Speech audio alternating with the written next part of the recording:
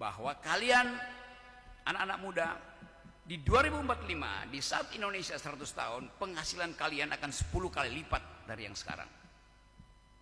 Senang nggak? Senang. Tetapi bukan itu yang disebut bonus demografi. Bonus demografi bukan pembandingan antara kalian sekarang dan kalian yang akan datang, tapi kalian sekarang dibandingkan dengan saudara seumur kalian di Vietnam, di Thailand, di Singapura, di Malaysia, yang juga bersaing ke 2045. Bonus demografi terjadi kalau kalian jadi lebih pintar dari anak Malaysia di 2045. Kalau kalian, pendapatan kalian 10 kali lipat, tapi kalau pendapatan anak Kuala Lumpur itu 30 kali lipat, bonusnya ada pada anak Kuala Lumpur di Malaysia. Saya baca berita 2 hari lalu, pendapatan per kapita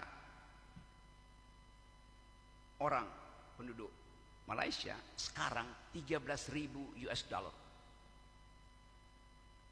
Artinya dia mendekati negara maju yang standarnya di atas 15.000. 13.000. Indonesia hari ini 4.500 pendapatan per kapitanya. Jadi terlihat bahwa persaingan antara teman-teman di sini dan teman-teman di Kuala Lumpur itu jauh sekali. Kenapa begitu? Karena intervensi kebijakan tidak dilakukan oleh pemerintah. Hari ini setiap malam ada 19,5 juta manusia Indonesia tidur dengan perut kosong. Siapa mereka? Kebanyakan pasti adalah perempuan, mak-mak, yang berbohong kalau ditanya udah makan bu, udah, padahal dia nahan lapar karena dia ingin tunggu suaminya makan duluan, anak-anaknya makan duluan tuh. Jadi kejahatan ekonomi selalu tiba pada perempuan lebih awal. Padahal kita ingin memuliakan rahim-rahim perempuan sebagai penerus dan pemberi generasi yang kita akan sebut generasi emas.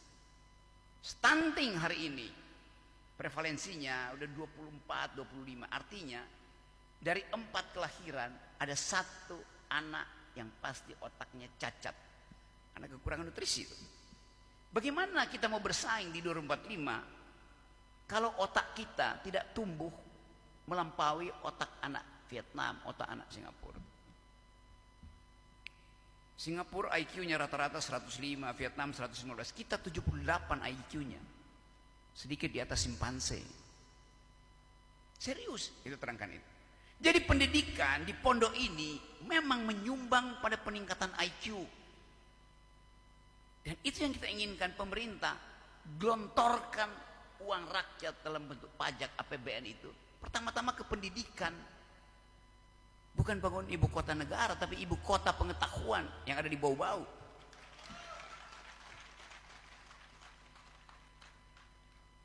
Saudara-saudara tahu bahwa setiap bayi yang lahir hari ini sudah dibebani hutang 50 juta rupiah per bayi. Karena hutang kita 8.000 triliun. Digabung dengan swasta bisa 15.000 triliun. 15.000 triliun dibagi pada 2 juta bayi yang lahir setiap tahun. Setiap bayi kira-kira segitu, 50 juta. Jadi Anda bayangkan bahwa nutrisi untuk ibu hamil kurang. Kenapa? Karena hak ibu hamil untuk memperoleh makanan bermutu, protein, vitamin, susu berubah menjadi semen, aspal, kerikil untuk ibu kota negara, untuk IKN. Rahim ibu-ibu yang seharusnya dibayangkan akan menghasilkan generasi emas, akhirnya dibebani oleh nutrisi yang kurang.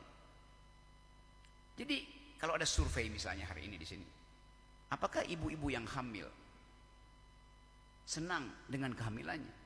Pasti bahagia.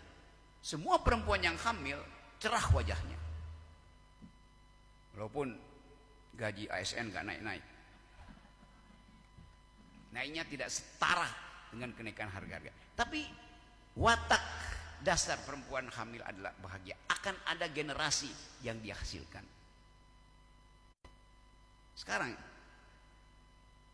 kita survei, bukan ibu-ibu pasti saya bahagia hamil. Sekarang survei janin yang ada di rahim ibu-ibu. Tanya pada si calon bayinya, "Hai bayi, kamu mau lahir enggak?" "Ya, mau." Terus yang surveyornya bilang, "Kalau kamu lahir, kamu potensi kekurangan nutrisi stunting dan otakmu akan drop 30%, mau lahir enggak?" "Wah, masa begitu sih?" Lalu diterangkan, bayi itu bilang, "Oke, saya pikir-pikir dulu." Lalu tambahkan, "Kamu potensi stunting dan kalau kamu lahir, kamu harus sudah membayar hutang 50 juta, hutang pemerintah Presiden Jokowi." Apa kata si bayinya? Fu fa fa. Si bayi itu akan bilang, "Lebih baik saya tinggal di rahim ibu saya daripada saya dilahirkan tapi harus bayar utang pemerintah, daripada saya dilahirkan tapi IQ saya tidak akan tumbuh karena ibu saya tidak diberi nutrisi baik oleh pemerintah." Kalau saya singkat, bayi itu kan bayi yang belum bisa bicara sepanjang itu kan, dia akan bilang fu fa fa, artinya nggak mau lahir.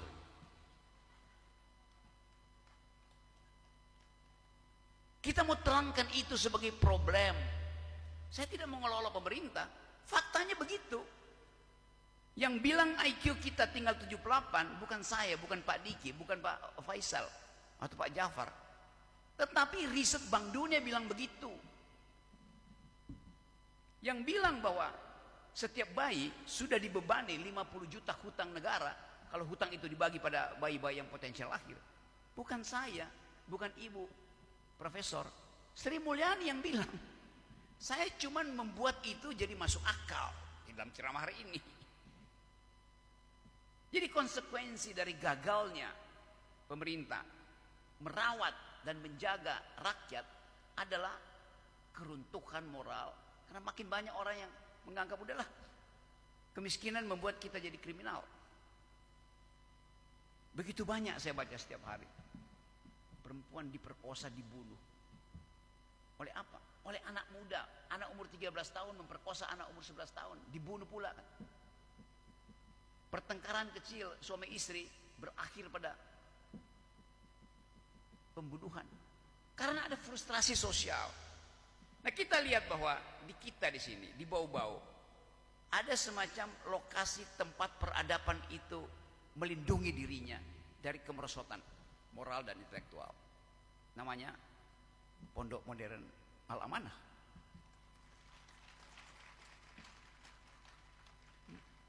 Pondok ini mengambil risiko untuk dicaci maki atau bahkan dilaporkan karena mengundang saya. Tapi dia tahu, mereka tahu bahwa risikonya diambil. Jadi betul tadi kita ingin tukar tambah pikiran di sini supaya kita bisa pastikan bahwa 2045 itu terbuka gerbang untuk pergi pada Indonesia emas dengan kekuatan sendiri. Karena itu kita mulai desain kurikulum yang memungkinkan kita berkompetisi dengan kurikulum Malaysia, kurikulum Vietnam, kurikulum Taiwan. Sementara kita berkompetisi di tingkat ASEAN. Nah, saya ingin lihat nanti, mungkin tahun depan saya balik ke sini, untuk melihat potensi yang sekarang ada di sini tumbuh dengan kecepatan melampaui potensi yang ada di Malaysia. Kan itu bisa nggak? Pasti bisa. Kenapa? Ilmu pengetahuan sekarang bisa diakses dari manapun. Kan ada sosial media, ada internet.